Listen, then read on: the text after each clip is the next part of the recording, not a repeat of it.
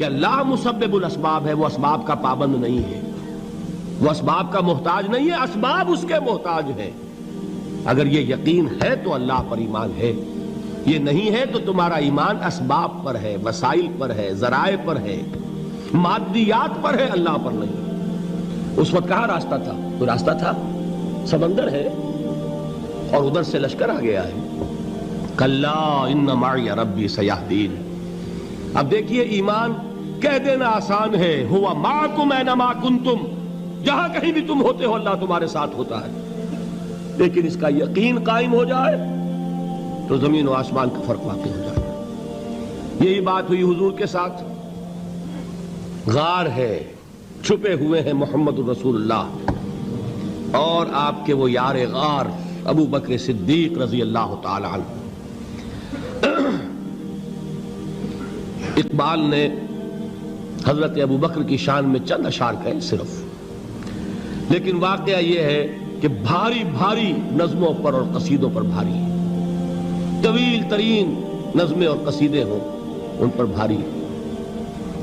ہمت ابو بکر کی ہمت جو ہے، کشت ملت را جو ابر، جیسے بارش سے کھیتی اپجتی ہے، ابو بکر کی ہمت اور عزیمت اس امت کو اسی طرح سینچنے والی ہے۔ ثانیے اسلام و غار و بدر و قبر، وہ دوسرے تھے اسلام میں، دوسرے پہلے کون تھے؟ انا اول المومنین، حضور فرماتے ہیں سب سے پہلا ایمان لانے والا میں، دوسرے ابو بکر۔ ویسے ہمارے ہاں یہ چلتا ہے اختلاف، حضرت علی پہلے ہیں کہ حضرت ابو بکر پہلے ہیں، لیکن اس میں بڑی خوبصورت تطبیق قائم کی ہے علماء نے اور بہت صحیح ہے۔ چار کے بارے میں فیصلہ ہی مت کرو کہ کون پہلے ہے، ان کی ایک عجیب تقسیم کر دی ہے۔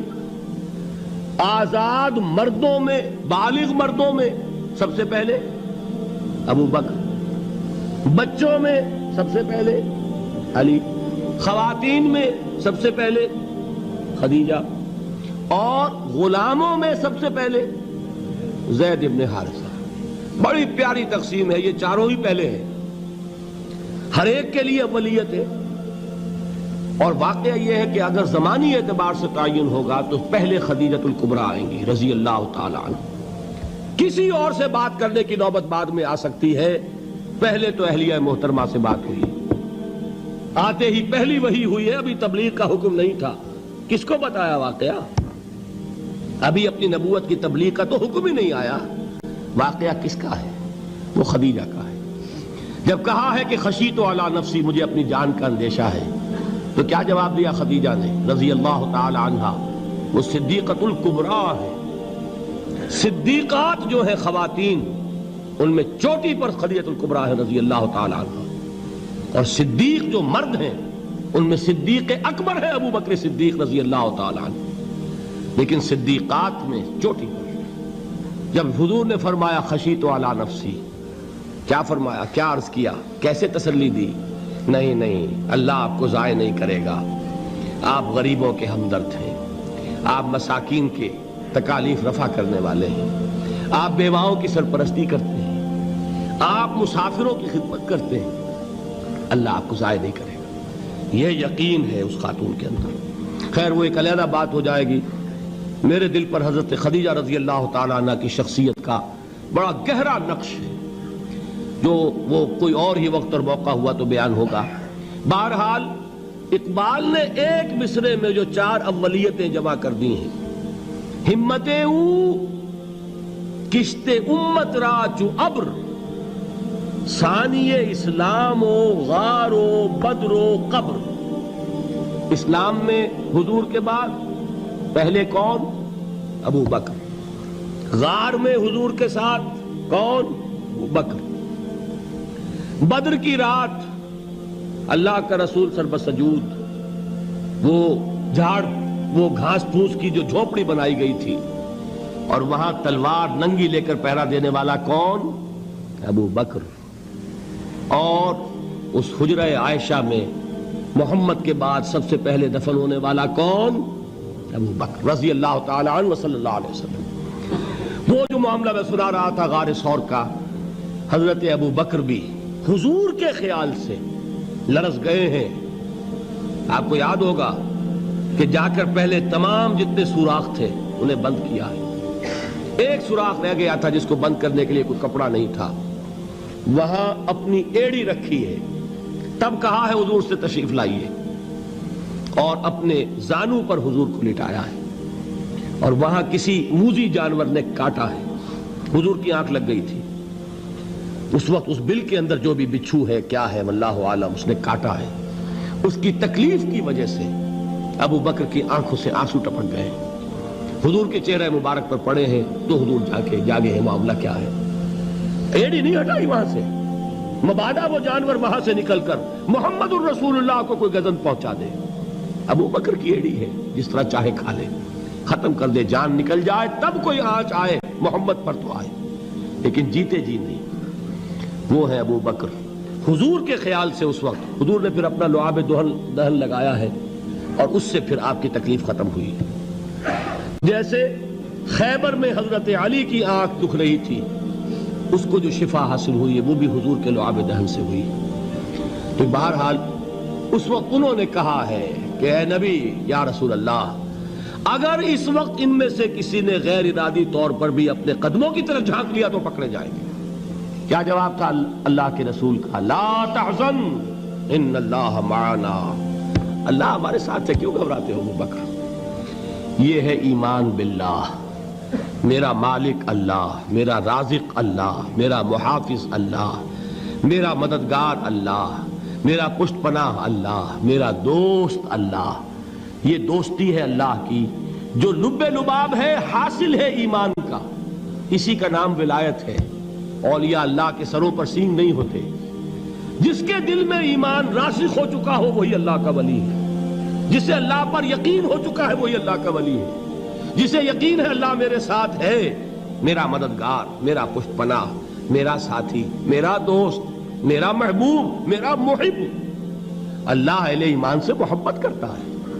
واللہ یحب الصادقین. ان اللہ یحب الذین یقاتلون فی سبیلہ صفا کانہم بنیان مرصوص. اللہ محبت کرنے والا, اہل ایمان محبوب, اور اہل ایمان محبت کرنے والے اللہ محبوب. والذین آمنوا اشد حبا للہ. آپ تصور کیجئے جسے یہ رشتہ ایمان یا رشتہ ولایت حاصل ہو جائے, الا ان اولیاء اللہ لا خوف علیہم ولا هم یحزنون. آگاہ ہو جاؤ, اللہ کے دوستوں کے لیے نہ کوئی خوف ہے نہ کوئی حزن ہے. اور میں بیان کر چکا تھا, خوف اور حزن کے خاتمے ہی کا نام امن ہے. زوال خوف, زوال حزن. یہ خوف اور حزن کیوں آتے ہیں بار بار؟ اللہ تخافوا ولا تحزنوا, دونوں آ گئے. الا ان اولیاء اللہ لا خوف علیہم ولا هم یحزنون, پھر وہی دو. وہ کیوں ہے؟ خوف ہوتا ہے کسی مستقبل کی بات کا, یہ نہ ہو جائے, وہ نہ ہو جائے, یہ نقصان نہ پہنچ جائے, یہ تکلیف نہ ہو, یہ غضب نہ آ جائے. خوف ہے مستقبل سے. حزن ہے یہ کیوں ہوا, یہ نہیں ہونا چاہیے تھا, یہ میرا فلاں چیز میرے ہاتھ سے جاتی رہی ہے, فلاں موقع نکل گیا, اب بیٹھے ہوئے ہیں اندر ہی اندر کڑ رہے ہیں, صدمہ ہے اور رنج ہے. اور جو اللہ پر ایمان رکھتا ہے وہ جانتا ہے ما اصاب من مصیبت فی الارض ولا فی انفسکم الا فی کتاب من قبل ان نبرأها ان ذلک علی اللہ یسیر لکی لا تعصوا علی ما فاتکم ولا تفرحوا بما آتاکم واللہ لا يحب كل مختال فخور. اس زمین میں یا تمہاری جانوں میں کوئی تکلیف, کوئی مصیبت نہیں آ سکتی سوائے اس کے کہ جو اللہ نے لکھ دی ہو, اس سے پہلے کہ وہ ظاہر ہو. جس کو یہ حقیقت معلوم ہو گئی اس کو یہ طرز عمل اختیار کرنا چاہیے. جو چیز چھن جائے, جاتی رہے, چھوٹ جائے, اس پر افسوس نہ کرو. کس نے چھینی؟ دوست نے. دوست کے فیصلے پر شکایت.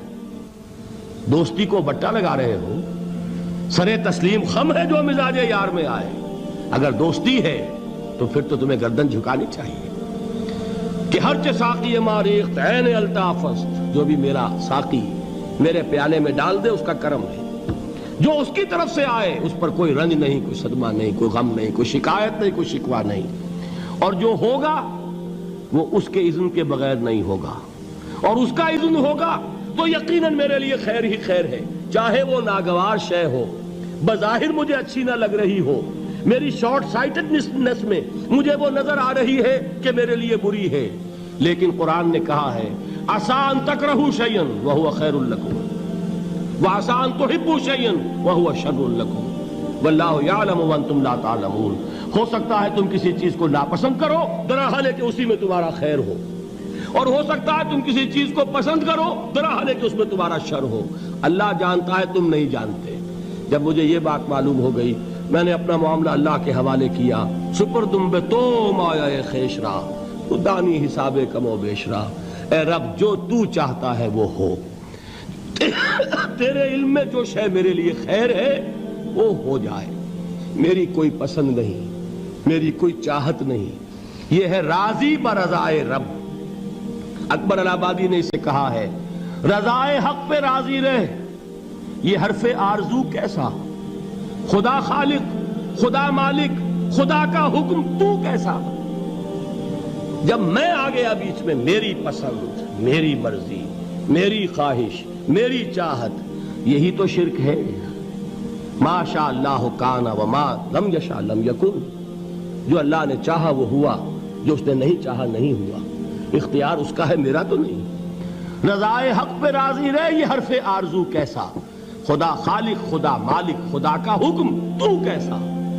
اقبال نے اسے کہا ہے فارسی میں، اب آپ کہیں اس کا ترجمہ بھی کرو تو وہ مجھے ذرا اس وقت کچھ بہت ہی بدذوقی کسی بات نظر آئے گی۔ جائیے پوچھئے کسی سے جسے فارسی آتی ہو، بروں کشید ز پیچا کے ہست و بود مرا، چے اقدہا کے مقام رضا کشود مرا۔ مجھے تو تمام پیچ و خم سے نکال دیا اس مقام رضا نے، میں راضی برضائے رب ہوں، جو فیصلہ اس کا میں اس پر راضی۔ تو کہاں کا حزن اور کس کا خوف، یہی زوال حزن اور زوال خوف، یہی ہے امن، یہ نتیجہ ہے ایمان کا۔ تو جان لیجئے یہ ہے لب لباب، یہ ہے حاصل ایمان کا۔ یہ ہے تو ایمان ہے، یہ نہیں ہے تو ایمان نہیں۔ رب رب کر دے بڈھے ہو گئے اتے ملا پنڈت سارے، رب دا کھوج کھرا نہ لبا اتے نہ کیتے بئی نظارے۔ نہنو اقرب رب ہے کہندا جویں وچ قرآن سی پارے، پر بلے شاہ رب اونوں ملدا جیڑا یار تو تن من